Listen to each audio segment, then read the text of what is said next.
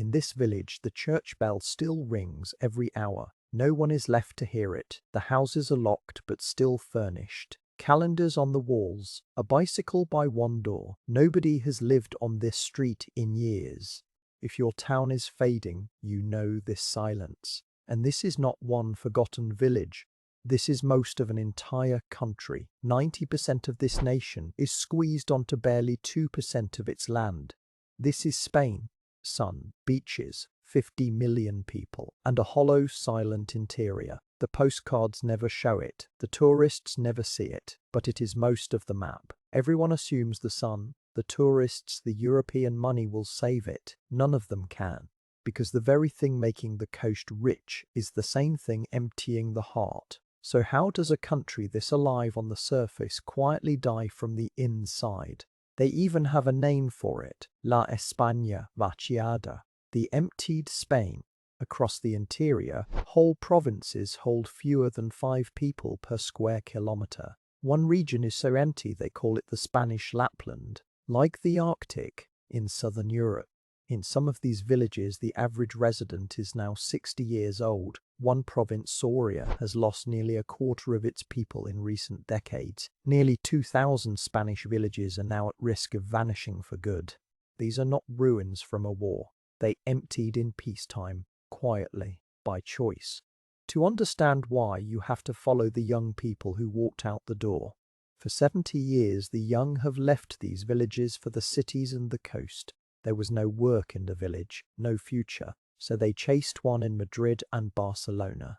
Each one that left was reasonable. Together they pulled the life out of the countryside. And when the young leave a village, the closures begin in a fixed order. First the school closes, then the bakery, then the bar that held the village together. A village school, once full of children, now sits locked, its playground silent. With each closure, the next family finds one more reason to finally leave too.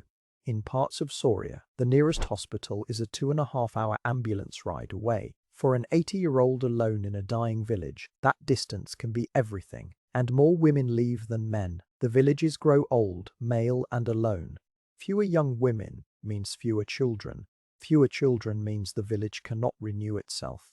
This is the spiral. Each person who leaves makes the next departure easier still. But the young did not vanish. They moved to where the money was. And here is the trap. The money was not in farms or factories. It was in serving the people who fly in. Tourism felt like salvation. But salvation built on serving others has a hidden cost. To see that cost, you have to count what Spain gave up to become the world's playground. Tourism is now 12% of the whole economy. Spain is the world's second most visited country. 3 out of every 4 jobs in Spain are now in services, not in making things. It looks like prosperity. But tourism wages are low, seasonal, and lead almost nowhere. You do not need a degree to carry luggage or pour wine. You just need to be cheap. So an economy of waiters and cleaners quietly crowds out the industries of the future. The result, nearly 1 in 4 young Spaniards cannot find work. Europe's second worst. In tourist regions, teenagers leave school early for easy seasonal money on the coast. When the season ends, the work ends, and going back to school feels impossible. This is the museum economy, a country that stops building and only curates its past. It sells its sunshine and its history because it has stopped selling its future. If this is making you see Spain differently, subscribe. The next part is the real illusion.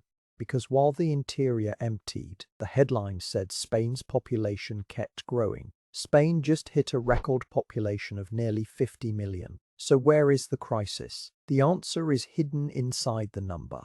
That growth is almost entirely new arrivals. At the same time, Spanish births have fallen to the lowest level ever recorded. So immigration fills the cities while the native interior keeps quietly emptying out.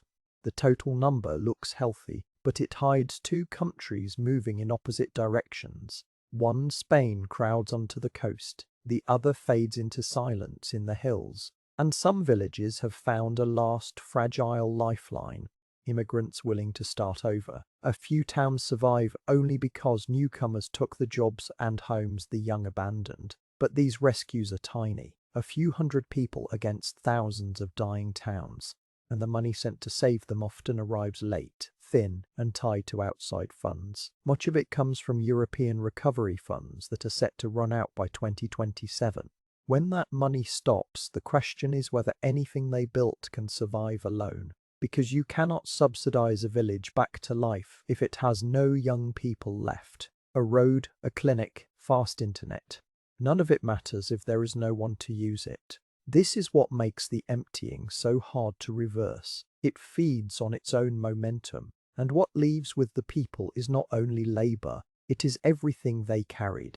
A festival that needs a whole village to hold it. With no village, it simply ends. A dialect, a recipe, a way of farming, a hillside, knowledge that dies with the last keeper. None of this shows up in the tourism figures or the record population count. The ledger says Spain is thriving.